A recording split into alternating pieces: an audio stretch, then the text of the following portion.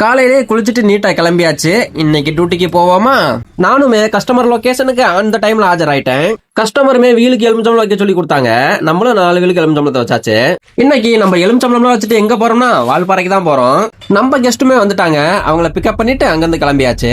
இது ஒரு one day ட்ரிப்பா தான் வால்பாறை போறோம். நம்மளும் சுத்தி பார்க்கலாம் போகல, பொண்ணு பாக்குற விஷயமா நம்ம கஸ்டமர் போறாங்க.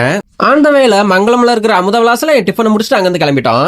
இன்னைக்கு தைப்பூசங்கிறனால நம்மளுமே முருகனுக்கு பூ வாங்கி போட்டுட்டோம். பொள்ளாச்சிக்குமே 50 கிலோமீட்டர் இருக்குது. இப்ப நம்ம எங்க வந்திருக்கோம்னா பல்லடம் தான் வந்திருக்கோம். பொள்ளாச்சின்னு பேரை கேட்ட உடனே நமக்கெல்லாம் ஞாபகம் வருது இளநீர் தான். இந்த இளநீர் இந்தியா முழுவதுமே சப்ளை பண்றாங்க.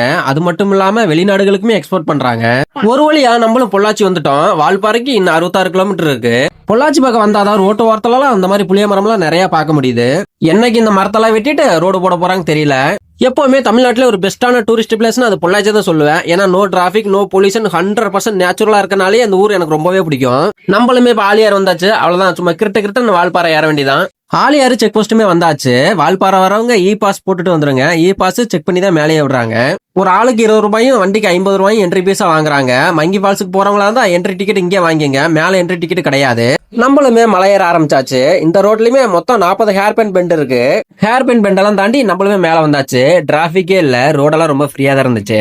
சைட்ல இந்த வியூவுமே பாருங்களேன், பாக்குறதுக்கு ரொம்ப சூப்பராவே இருக்கு. நம்மளுமே வால்பாறைக்கு பக்கத்துல வந்துட்டோம். இன்னும் 6 கிலோமீட்டர் தான் இருக்குது. வாமிட்டு வருதுன்னு சொன்னனால வண்டி நிறுத்தியாச்சு. ஒரு வழியா வால்பாறை டவுனுக்குமே வந்தாச்சு. நம்ம வண்டியும் சேஃபா பார்க்கிங் போட்டாச்சு. வால்பாறையில இருக்கிற இந்த முருகன் கோயில் வச்சுதான் பொண்ணை பாக்குறதுக்கு நம்ம கஸ்டமர் வந்திருக்காங்க. நாங்களுமே தைப்பூசம் அன்னைக்கு வந்தனால வால்பாறை டவுனே மக்கள் கூட்டமா தான் இருந்துச்சு. முருகனுக்குமே நேர்த்திக்கடன் செலுத்துறதுக்கு நிறைய பேர் அளவு குத்திட்டு வந்தாங்க. தைப்பூசத்தை முன்னிட்டு ஒரு பக்கம் கரகாட்டம், இன்னொரு பக்கம் கலை நிகழ்ச்சின்னு வால்பாறை டவுனே திருவிழா கோலமா தான் இருந்துச்சு. நாங்களுமே லட்சுமி ஹோட்டல்ல லஞ்சம் முடிச்சுட்டு வால்பாறையில இருந்து கிளம்பிட்டோம். இவரோட பேரு காரூர் மார்ஸ். இவர் தான் வால்பாறையில தேயிலை தோட்டத்தை உருவாக்குனவரு. அது மட்டும் இல்லாம ஆலியார்ல இருந்து வால்பாறைக்குமே சாலை வசதியுமே ஏற்படுத்தி கொடுத்தவரு. இந்த இடமே வால்பாறை வந்தவங்களுக்கு எல்லாத்துக்குமே தெரியும் நினைக்கிறேன். இது நிறைய ரீல்ஸ் நம்மளுமே பார்த்திருப்போம். ரீல்ஸ் பண்றதுக்குனே ஒரு ஃபேமஸான இடம்.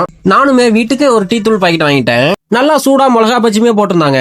சென்னையில இருந்து நம்ம நண்பருமே வந்திருந்தாரு. அவரையும் மீட் பண்ணிட்டு நாங்களுமே அங்கிருந்து கிளம்பிட்டோம். கீழே இறங்குறதுக்கு நமக்குமே நைட் ஆயிருச்சு. திடீர்னு ஒரு இடத்துல மட்டும் வண்டியெல்லாம் டிராபிக் ஆகி நின்று இருந்துச்சு. என்னடா முன்னாடி போய் பார்த்தா பஸ் ஆக்சிடென்ட். எப்படியோ டிராபிக் எல்லாம் தாண்டி நம்மளுமே ஆலியார் செக் போஸ்ட் வந்துட்டோம். நாங்களுமே ஈரோடு வரைக்கும் நைட்டு மணி 11 ஆயிடுச்சு. நம்ம கஸ்டமருமே சேஃபா அவங்க வீட்டுல இறக்கி விட்டாச்சு. படையே வந்தாலும் சரி, தடையே இல்லாம இந்த ட்ரிப்பை நம்மளுமே சிறப்பா முடிச்சிட்டோம். மீண்டும் அடுத்த ஒரு வீடியோவில் சந்திப்போம். Tata, bye bye.